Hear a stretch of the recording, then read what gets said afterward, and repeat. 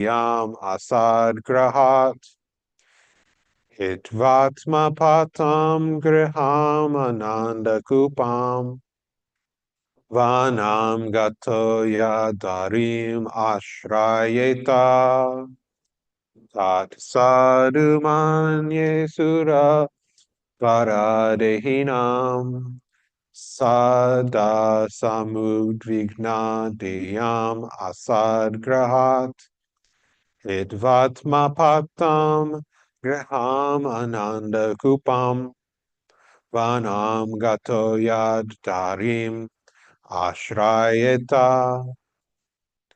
Sri Prahlad Uvacha, Prahlad Maharaj replied, Tat, that, sadhu, very good, or the best part of life. Manye, I think, Asurya Varya, O king of the Asuras, Dehinam, of persons who have accepted the material body. Sada, always.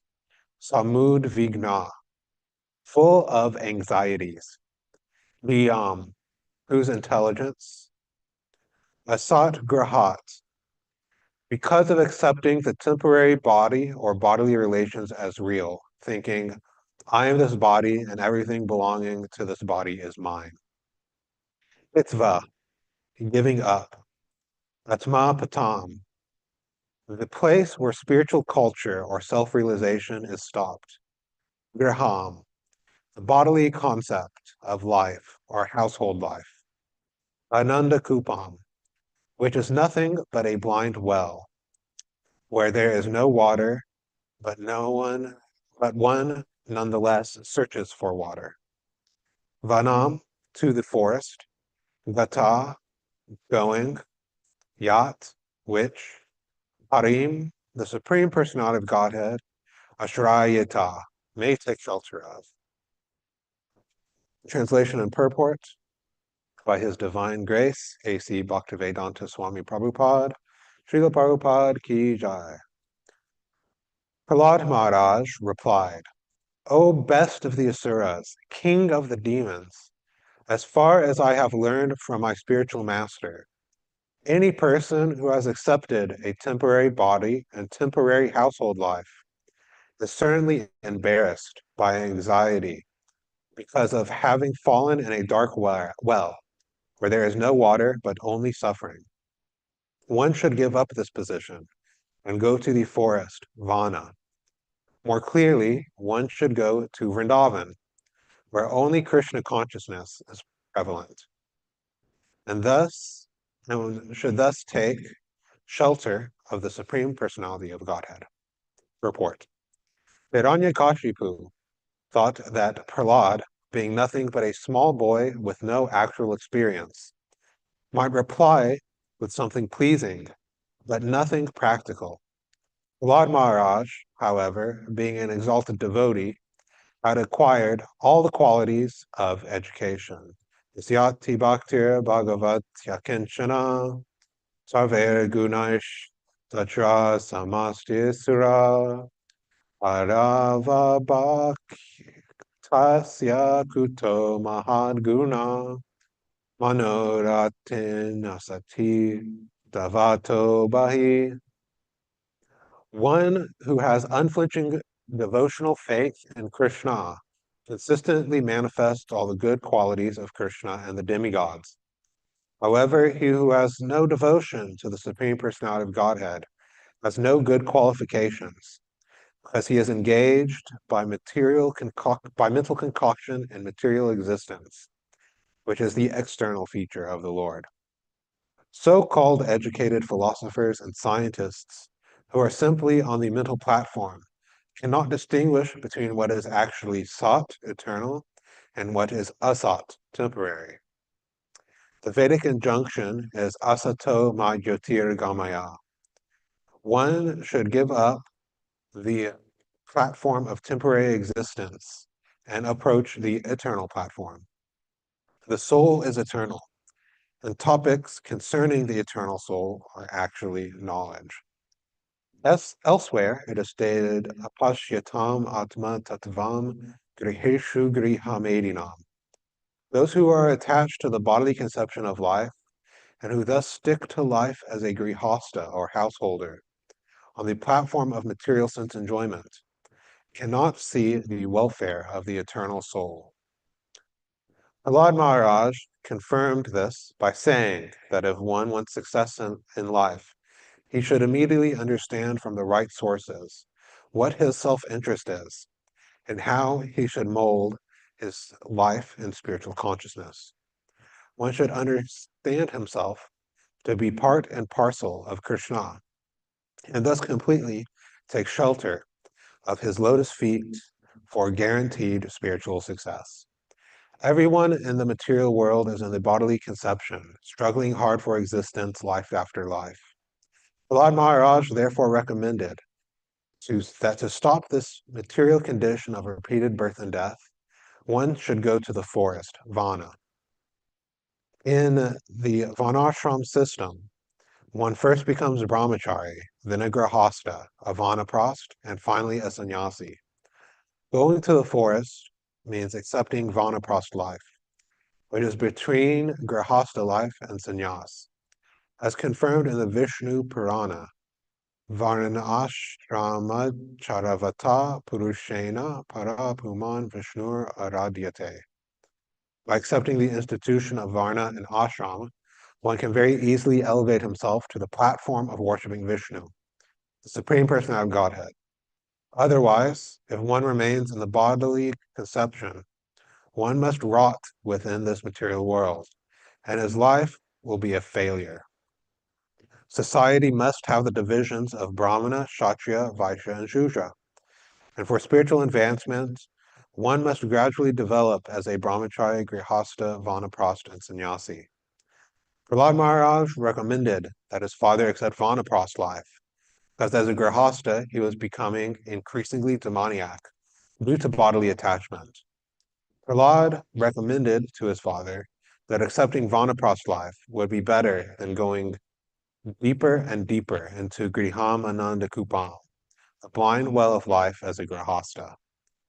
In our Krishna conscious movement, we therefore invite all the elderly persons of the world to come to Vrindavan and stay there in retired life, making advancements in spiritual consciousness, Krishna consciousness.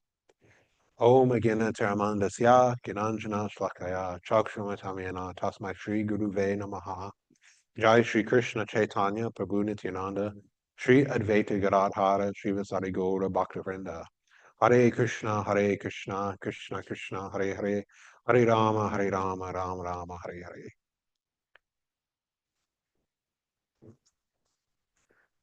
So we are reading Prahlad Maharaj's, one could say, surprising response to the question of his father Hiranyakashipu.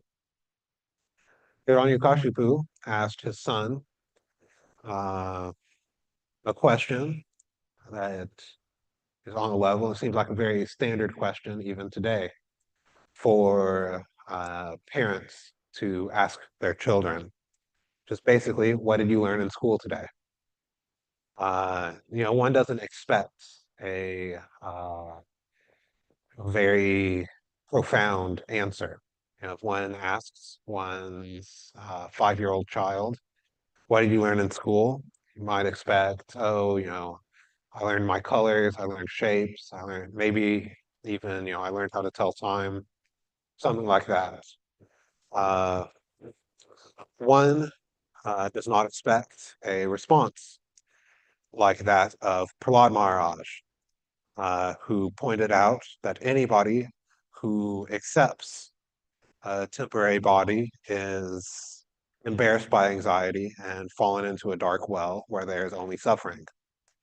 One doesn't expect this philosophy from a small child like Prahlad, because, as mentioned in the purport, 5-year-old children generally have no practical experience that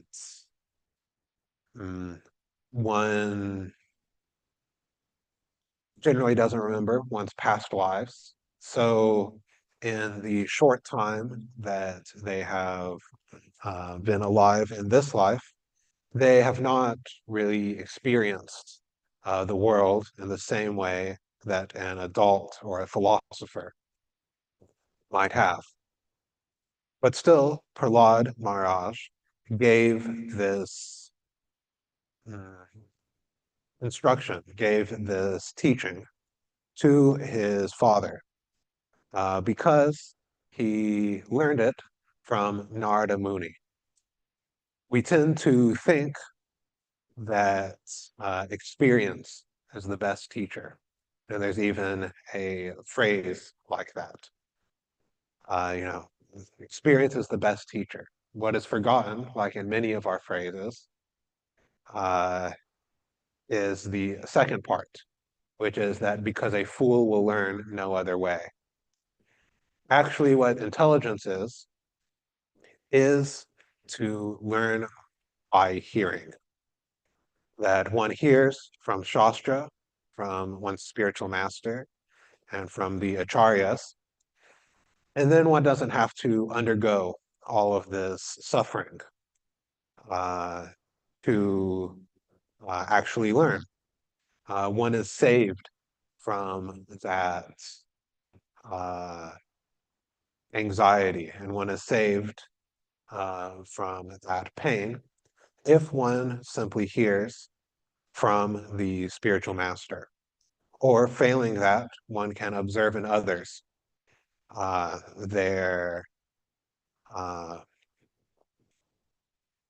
mm, the results of their actions, of people who have tried to do a certain activity and then have gotten a certain result. One can learn also by seeing them. Then only third class intelligence is learning by experience that uh,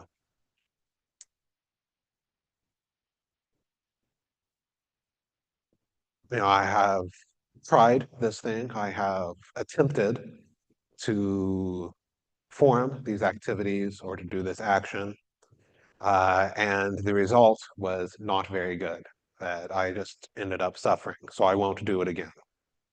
And then, of course, even below that is fourth class intelligence, that, uh, oh, I have uh,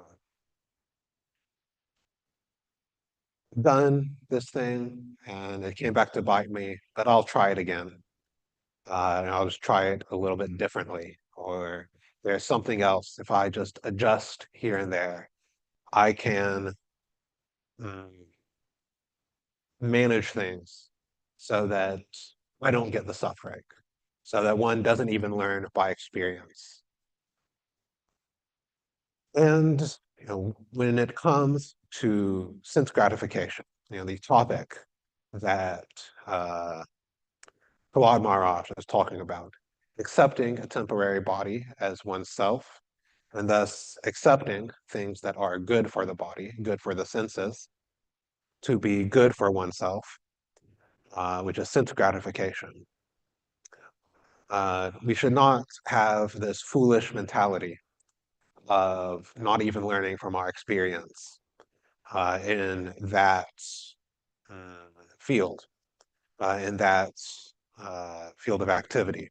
We should instead attempt to come to first class intelligence, understanding the um, nature of what it actually means to engage in sense gratification from Shastra, just by hearing the descriptions and the teachings found in Srimad Bhagavatam, Chaitanya Charitamrita, Bhagavad Gita, and all the Vedic literatures, as well as the teachings of our acharyas, which has been summarized and condensed into the Bhaktivedanta purports.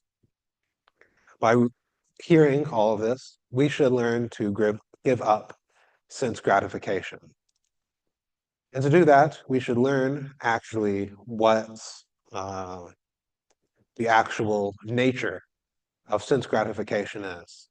And we should not just blindly accept are the standard refrains that we might have been conditioned to by growing up in a society which does not have this knowledge. Because people many times tend to think in platitudes. Oh, I'm just doing what's best for me, without questioning who the me is that they are doing the best for. Or just do whatever makes you happy without even questioning what happiness is. So whenever we have the opportunity to engage in sense gratification, we should ask ourselves some questions. We should become a little bit philosophical. So we are a very philosophical movement. Of course, our main activity is Harinam, the chanting of the holy name, but the Krishna consciousness movement is also a very heavy movement, a very grave movement. But we actually have the best philosophy in the world. So we should take advantage of it.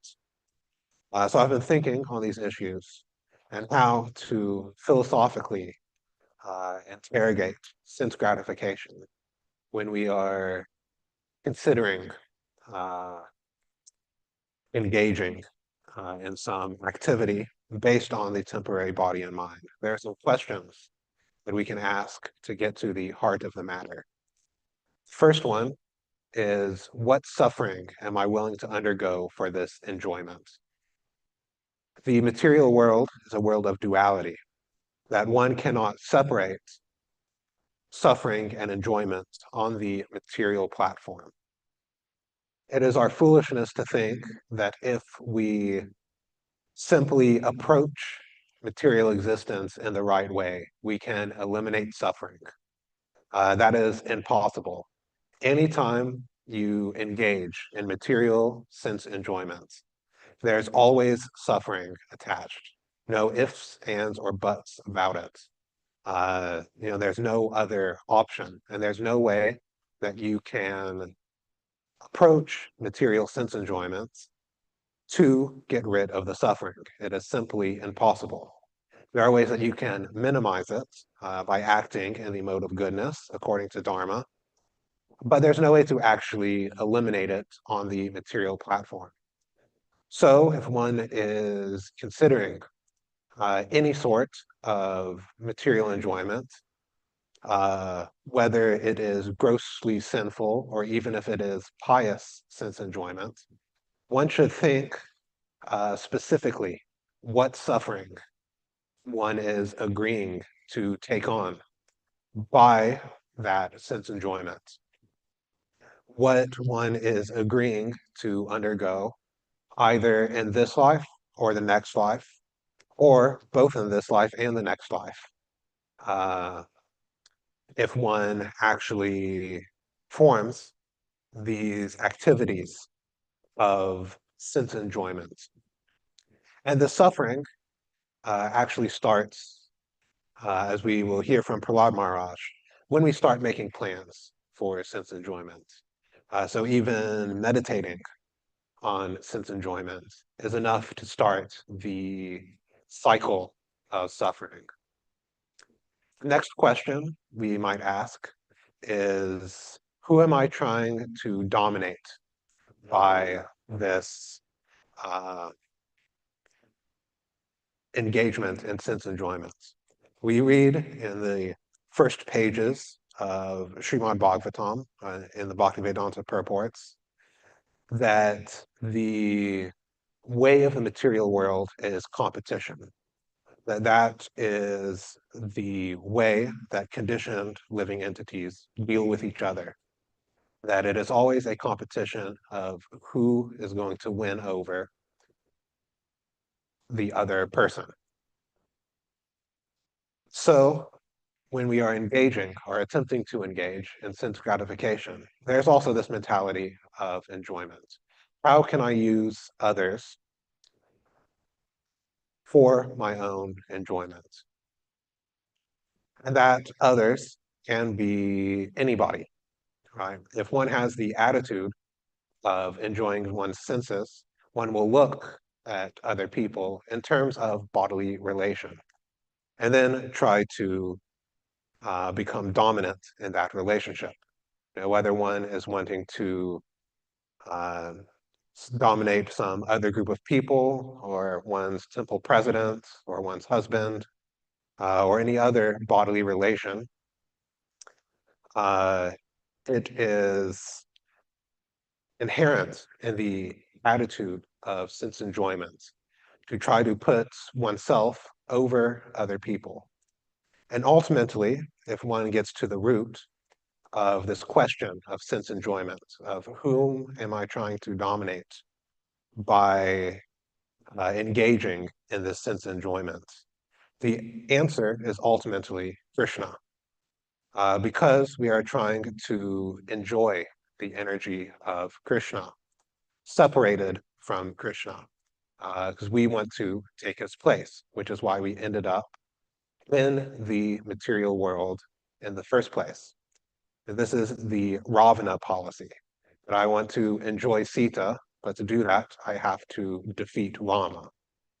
Of course, nobody can actually defeat Rama or Krishna, uh, or more specifically, that one can't overcome him by material means. Krishna only responds to the love, the pure love of the devotee. Uh, so one should understand actually what the deal is with sense enjoyment, what the actual relationship is, which is one of competition and dominance, as long as one is operating on the material platform. The next way to interrogate the propensity or the desire for sense enjoyment is, do I want more of this? And I don't mean, do I want more sense enjoyment, but do I want more desire for sense enjoyment, which actually is a form of suffering. You know, one can think back to the hankering that one feels. It's sometimes overwhelming to engage in these activities of sense enjoyment. And it is not a good feeling.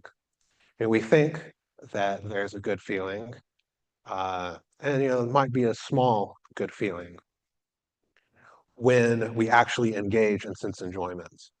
Even then, it's very disappointing uh, to what we imagine that the level of sense enjoyment will be. But before then, uh, there is intense hankering for sense enjoyment, uh, which is not an enjoyable thing. If one just reflects on one's own experience, then one can understand that this hankering uh, is not a very enjoyable activity.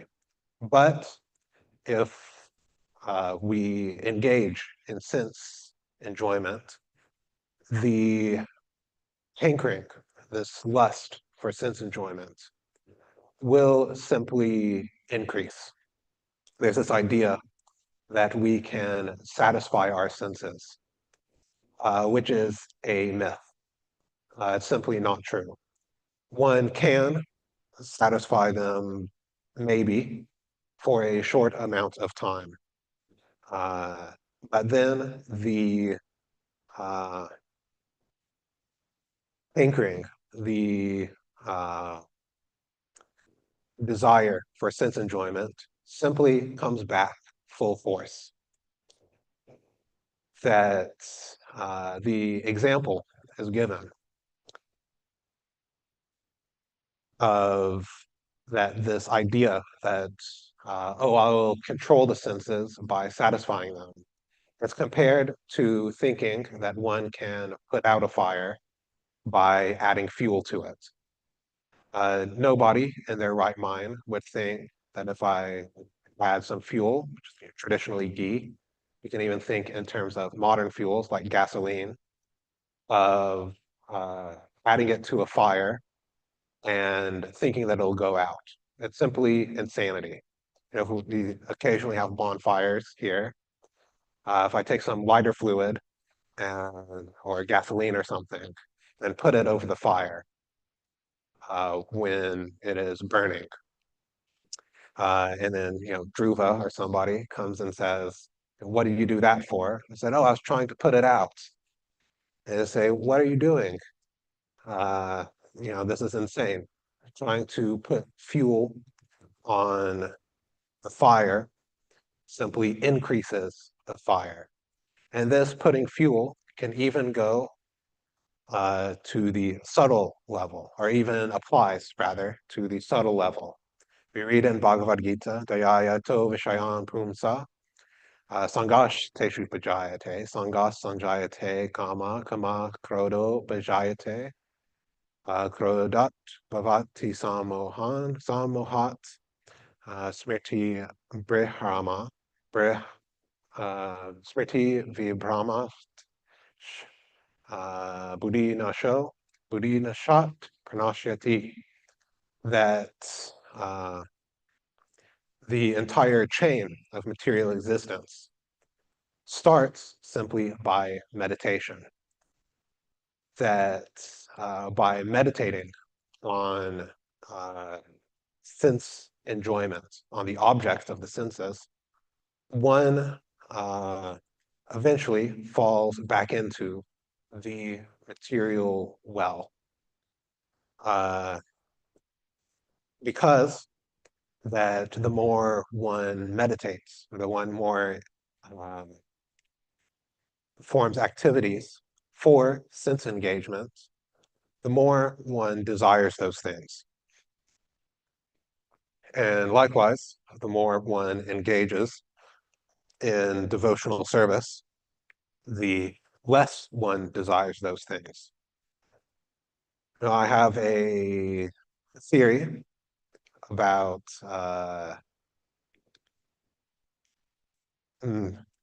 different things, but or I have a theory about japa, let's say. Let's put it that way. That, of course, there are many reasons why people might have trouble chanting their japa. Certain life circumstances or bodily circumstances or something like that. And I'm not discounting those. But I think it's also a possibility that a reason that devotees sometimes have issues chanting their japa is because they know, maybe have experienced to a certain degree, that if one chants the japa, one will lose the taste for material enjoyment.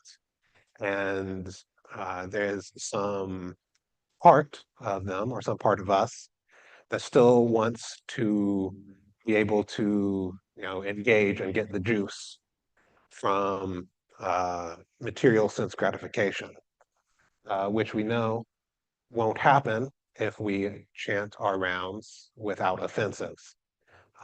Because if one chants like that and reads Srimad Bhagavatam and the teachings of the guru, of the acharyas, then very quickly one loses all taste for sense gratification.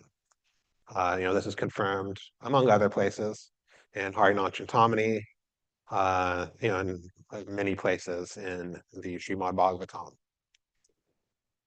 The last way that I thought of, at least, I'm sure there are many more, that one can interrogate this desire for sense enjoyment is to ask, what rasa am I trying to taste? We understand that the entire material world is a perverted reflection of the spiritual world, that the true activities are there in spiritual world in Vaikuntha, but through desire, through material desires, they have become perverted in the material world. So whenever we are trying to engage in any form of sense gratification, we are actually trying to taste a certain rasa, a certain taste that is there, that is pure in the spiritual world, but we cannot taste that mm, actual rasa by material activity. It's not that, if I want to taste the rasa of, uh, I don't know, ghastliness or heroism, that I can, watch a movie that elicits those emotions or read a book or something and say, oh, I'm tasting this rasa. No, that's, the kind of the Sahaja standard that, oh, everything is, uh, a pathway to prana. No, we can only actually taste these rasas in relation to Krishna, by hearing and meditating on Krishna's activities. So whatever taste one is trying to um, get from the sense gratification that one is hankering after, why not just get that taste in relation to Krishna? We have uh, so nicely compiled for us the summary study of the 10th canto, Krishna book, that where Krishna, in his original form, the Supreme Personality of Godhead, performs pastimes that span all of the different rasas, all of the 5 major rasas and the 7 minor rasas. And what to speak of Krishna in his various expansions and avatars, that whatever taste one is trying to access by material sense enjoyment, one can actually get the pure form of that taste in Krishna consciousness, in devotional service to Krishna, which is done in 9 forms, as we will read later on in this chapter. But being able to taste that, being able to actually have attraction for Krishna in its in the pure way of attraction, requires purification, which is our process, primarily by chanting the holy names. In Kali Yuga, there is no other way than the holy name, and trying to give up offenses in the chanting of the holy name in order to accelerate our process. We can actually take this propensity to enjoy the senses, to have various tastes, and purify it in order to have these rasas in serving Krishna. And in that way, we can actually have a pleasurable way of being, a way of being where there's actually not just the small, the paltry enjoyment that we get in this material world, but actual enjoyment that there is no suffering involved in, that there isn't, this other side of the coin that is always there in material life. That actually, even in spiritual life, even the so-called suffering or seeming suffering is actually enjoyment. It's just love and separation or something like that, or some similar rasa that is there. So we should very seriously try to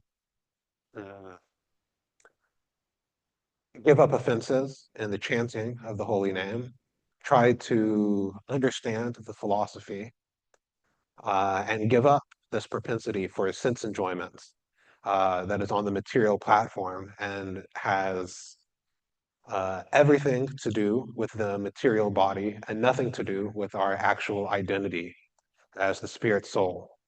And therefore, this material sense, because it has nothing to do with our actual identity, it can never actually satisfy us. And because serving Krishna without any material desire is our actual identity,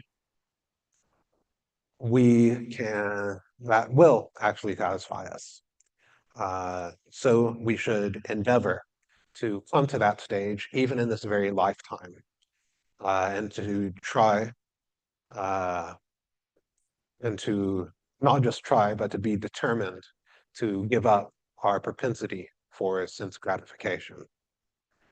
So I will stop here. We have approximately 15 minutes left for comments, questions, complaints, diatribes, etc.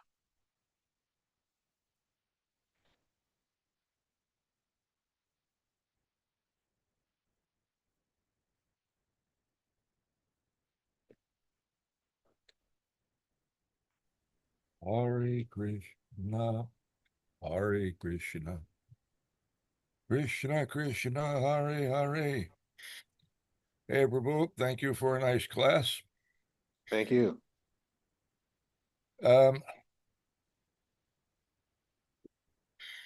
Vishwanath Chakravarti Thakur gives the following comment on this verse. He says, Prahlad understood his intention, and considering the question, what thing do you think is the best in the world among all those things learned, he gave his opinion. Since you ask me, please hear the correct answer, O best of the demons. I think it is best that those whose minds are disturbed by false absorption in me and mine, asadgrahat, should give up their house, the cause of degradation of the self, and having gone to the forest, I think the best thing is that they should take shelter of the Lord. While one is still in the house, one should give up attachment to the blind well and then go to the forest. Otherwise, even if one goes to the forest, one will remain taking shelter of the blind well.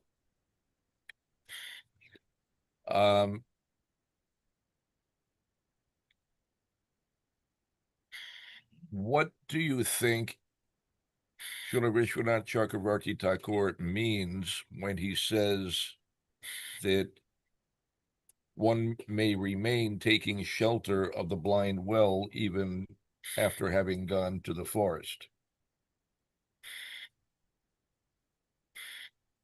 That, if one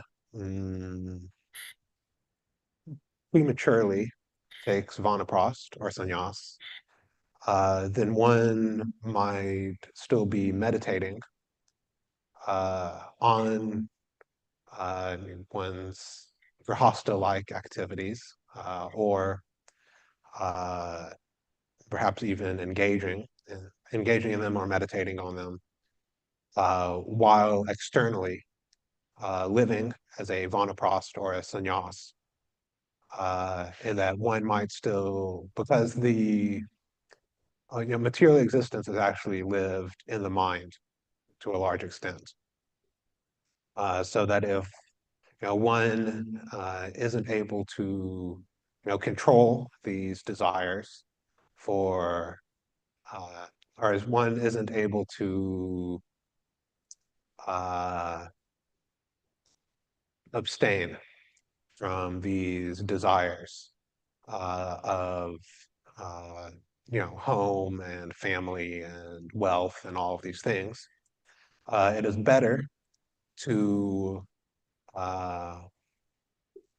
engage in those things in a regulated way, which is the Grihastha ashram, rather than simply be disturbed in one of the other three ashrams. Uh, so I think that when Vishwanath Chakravarti Thakur talks about taking shelter of the blind well, even in the forest, he's talking about those who have externally renounced, but for whatever reason have not yet or haven't, or maybe even don't want to internally renounce their attachments or their desire to, or their propensity to engage in home and family and sex life and all of these things. So that's my thought on that quote. Okay, I thank you. So there's a distinction between the internal consciousness of renunciation and the external circumstances. Mhm. Um, I've been following Jayadvaita Swami's installments of his new book, which is entitled the Vanaprastha Adventure, I think is the title. Yeah. Um, he has a chapter uh, which addresses a few specific circumstances, one of which is invalidity, Mhm. which is of special interest to me for some reason. He says there may be devotees who are disease-ridden or aged to the point of invalidity. They may be unable to eat on their own or otherwise care for themselves. How then could they possibly accept the Vanaprastha ashram? If the devotee is fortunate, he may be able to stay in a holy place like Vrindavan to be cared for, or perhaps some other arrangement can be made. Otherwise, regrettably, we may have to admit that it would be best for him to stay home. When it comes to getting free from family life, for him, the window of opportunity has closed. So when I read that, my first thoughts were, well, I was a little surprised to hear this idea stated in this particular way, that the window of opportunity had closed. And I want to think that that's not necessarily the case, that while externally one may be um, inextricably bound to their household situation uh, due to various circumstances, that nonetheless, because Vanaprast or sannyas are really a state of mind and not necessarily dependent upon the external circumstances, that one could still derive the benefit of the real purpose of Vanaprast. So Mhm. I'd be interested to hear your thoughts about how one could prosecute um, the activities or uh, the essence, the essential principles of Vanaprast, uh, when due to invalidity one cannot actually literally leave home and go to the forest. Mhm. Yeah, so uh, the whole idea of Vanaprastha and sannyas is renunciation. From my understanding, I've not studied the Vanaprastha ashram in depth necessarily or systematically, but from my understanding, what the idea is that one starts to uh, shed one's family encumbrances uh, that it's kind of a transition period between the Grihasta ashram and the sannyas ashram. So there might be encumbrances that one can't shed, like you were talking about and brought up. Uh, if one requires the assistance of one's family due to invalidity or other reasons. Uh, and yeah, I mean, I think the uh,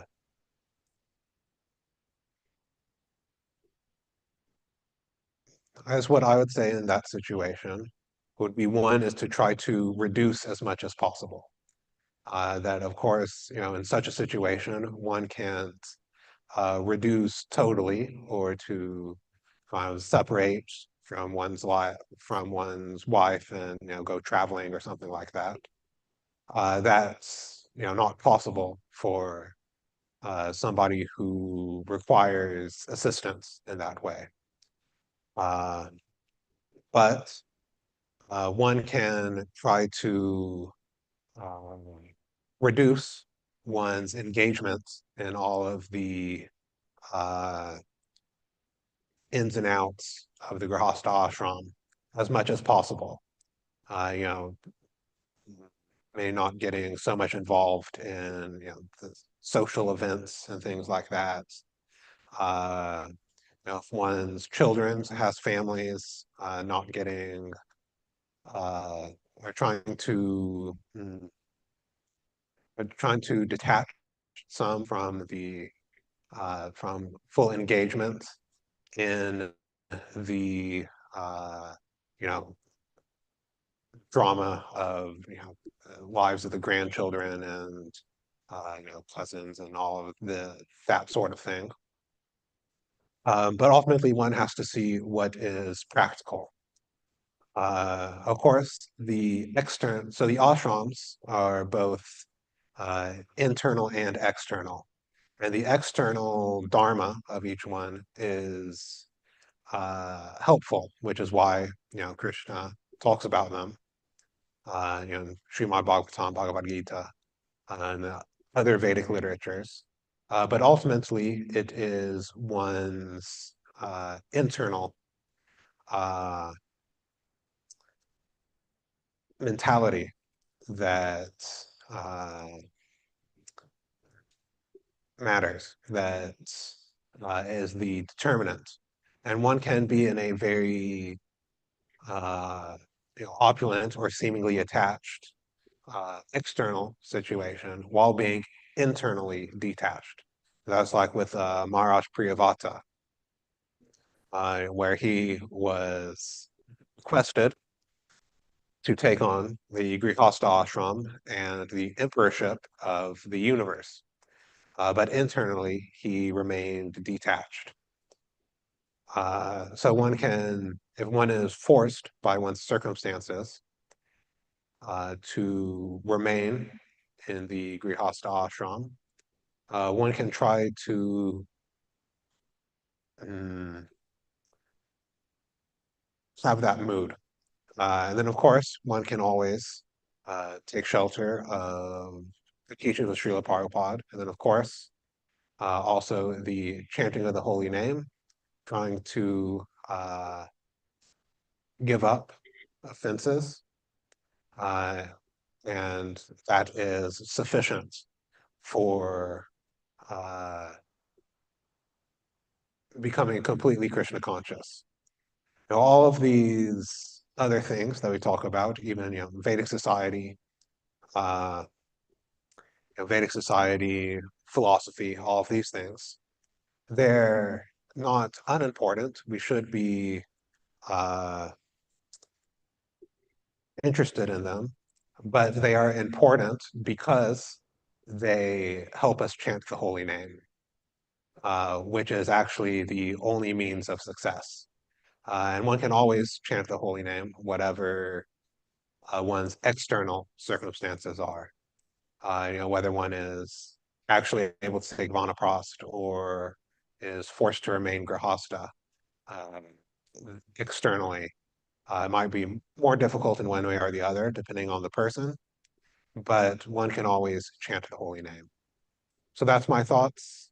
I thought a bit meandering there at the end, but I think I finished strong. So hopefully that was helpful. Thank you very much, Prabhu. Hare Krishna. Hare Krishna. All right, we have time for any last minute comments or a question. Anybody has any?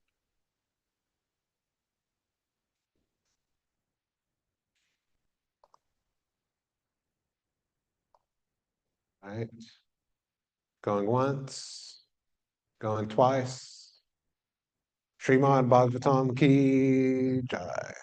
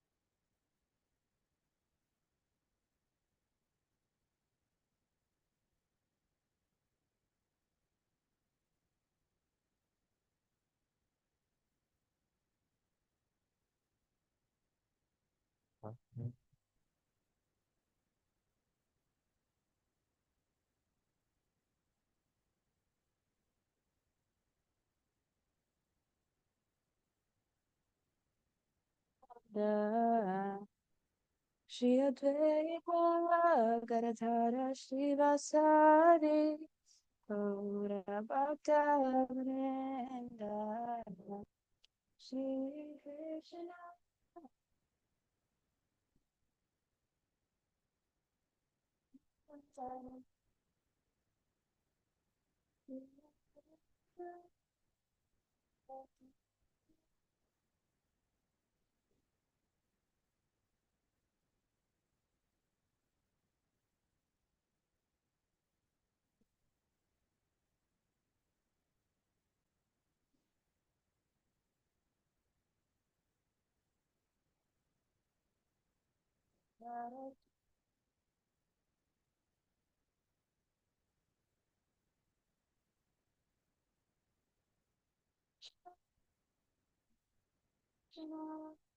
Krishna Krishna Hare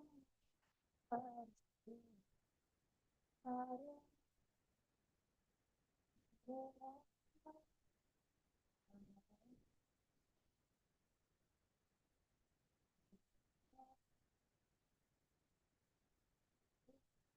Krishna Krishna Krishna Hare Hare Hare Hare Hare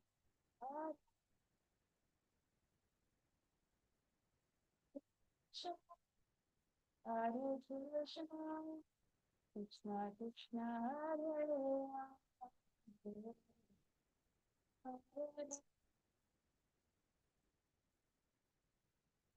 Hare Hare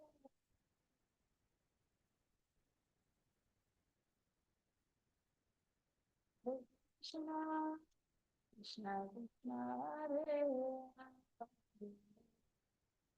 Hare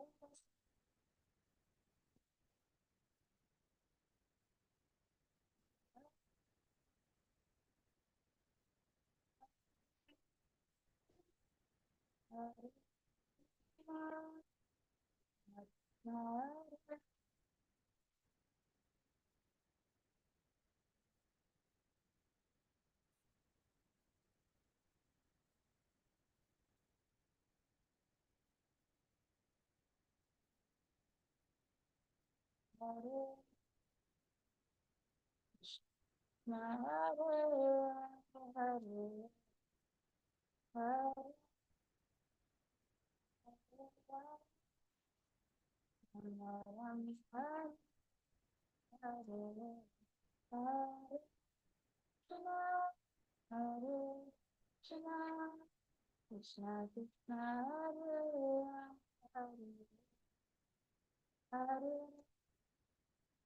Hare Hare Rama Hare Krishna Krishna Hare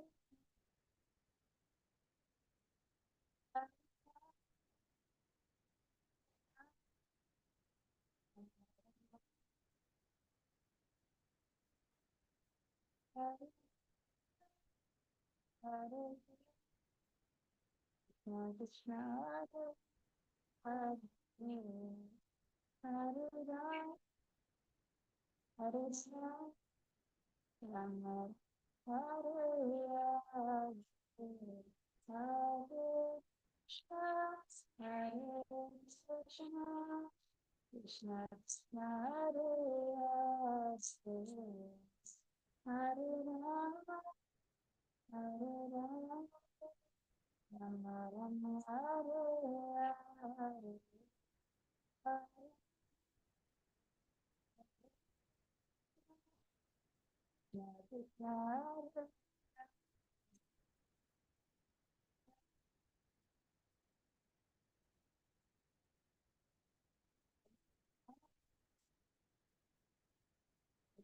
Hare Krishna Krishna Hare Hare Hare Rama Hare Rama Hare Hare Radha Madara Radha Madara Radha Radha Radha Madara